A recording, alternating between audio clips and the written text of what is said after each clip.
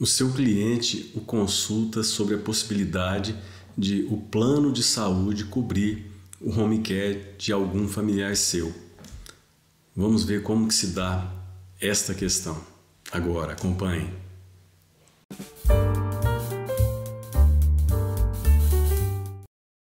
O home care ele é indicado para pacientes que já estão há um longo tempo no hospital e que mantêm um quadro clínico estável e que a internação será feita por tempo indefinido. Há um consenso entre o médico, assistente e a família de que este mesmo tratamento que vem sendo dispensado ao familiar, ao paciente no hospital, poderá ser realizado em iguais condições também no domicílio. Portanto, é uma atuação que se teria com os mesmos moldes dentro do hospital, mas em outro ambiente geográfico, em outra localização, no caso, no domicílio da família, né? do paciente e da sua família. Vejam como é importante, né? Em nenhum momento na internação hospitalar o paciente é obrigado, ou a família é obrigada a pagar ou a suportar os gastos com seringas, fraldas, ataduras, medicações, agulhas.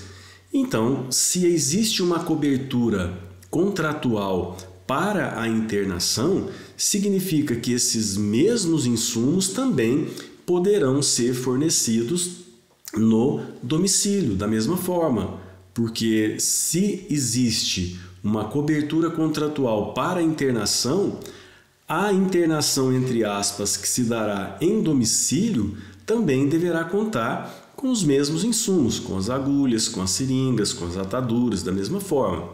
Então, o home care ele é entendido pela doutrina, pela jurisprudência especializada como um desdobramento da internação hospitalar. Se a internação, repito, é contratualmente prevista, também tem que se estender ao tratamento que se fará entre os familiares no seu domicílio e obviamente tem que ser custeado pelo plano de saúde, não tem a menor dúvida disso. E além desses insumos, o tratamento também que era dado ao paciente em termos humanos, os profissionais também necessários também deverão ter o seu salário coberto, deverão ser indicados e disponibilizados pelo plano de saúde, como o fisioterapeuta, fonoaudiólogo, atendimento domiciliar para qualquer técnico de enfermagem ou enfermeiro por 24 horas, uso de equipamentos, respiradores, aparelhos normais que ele teria dentro do hospital. Além de tudo isso, nós precisamos então já passar por uma segunda etapa, né? Prevendo o que é o home care e em que condições ele deverá ser disponibilizado. Vamos entender então um passo adiante. A família solicita ao plano a cobertura do home care e o plano diz: não, eu não tenho obrigação de fazer isso e nega. A família deve fazer um pedido administrativo antes de tentar as vias judiciais, fazer um pedido administrativo instruído por um laudo.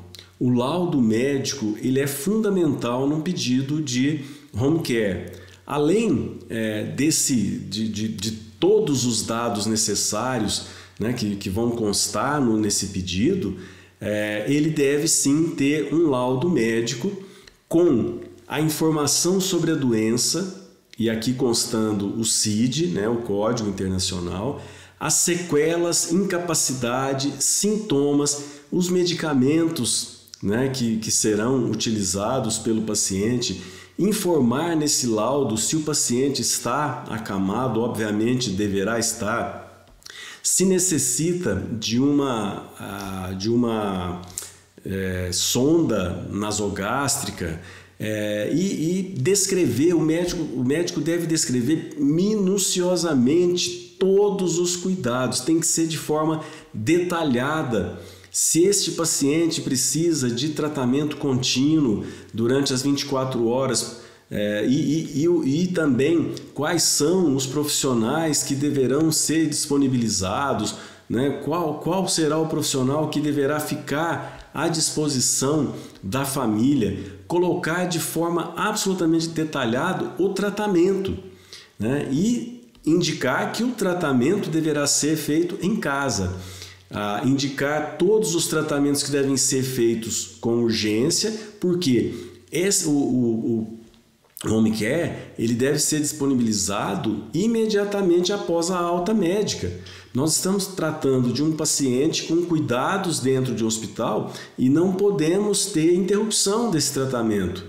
Portanto, no laudo, o médico deve sim colocar quais são as questões urgentes que deverão ser atendidas.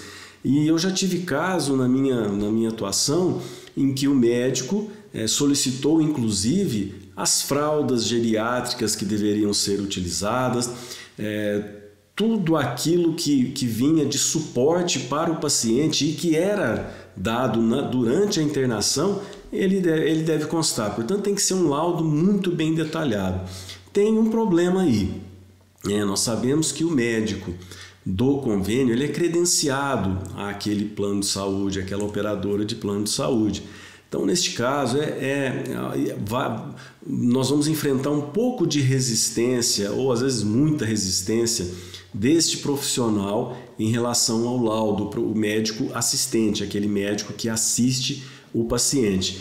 Mas, se houver a resistência, se houver alguma restrição, nós temos que encontrar então um médico que o faça, contratar um médico que avalie o paciente e faça toda a indicação do tratamento e tudo que deverá ser utilizado de forma absolutamente detalhada. Também deverá colocar todos os benefícios que cada um daqueles tratamentos indicados trará ao paciente, né? Porque ele tem que demonstrar de forma inequívoca a necessidade e o bem-estar que o paciente terá com aquele tratamento. Isso é uma questão óbvia.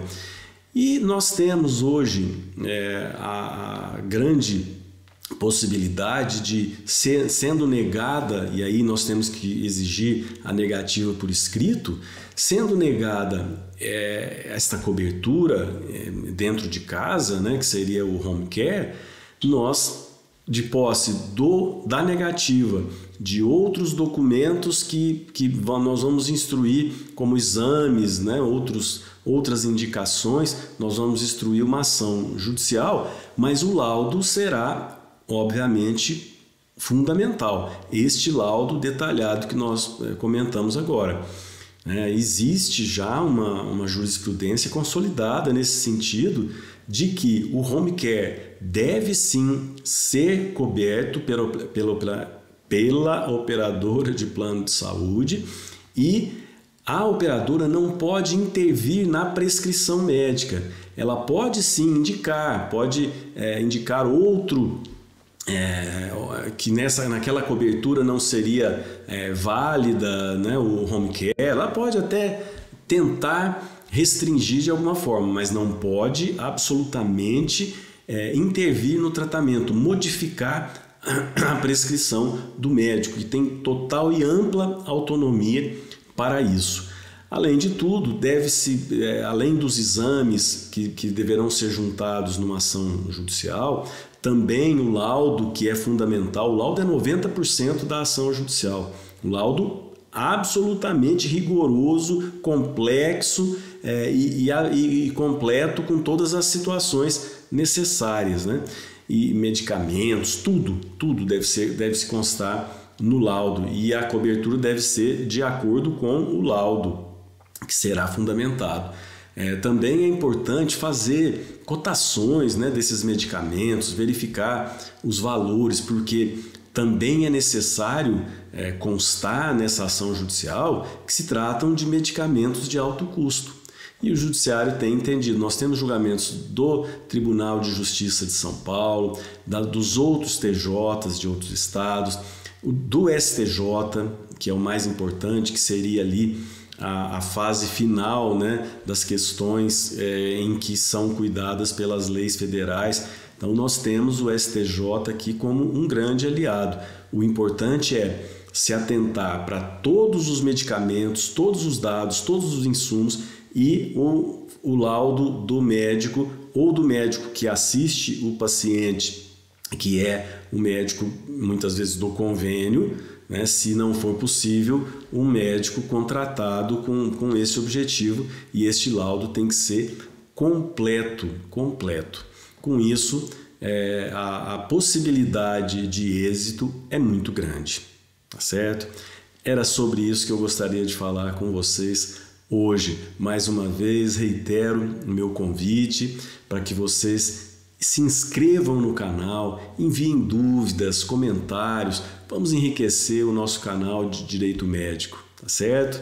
Um forte abraço e até a próxima.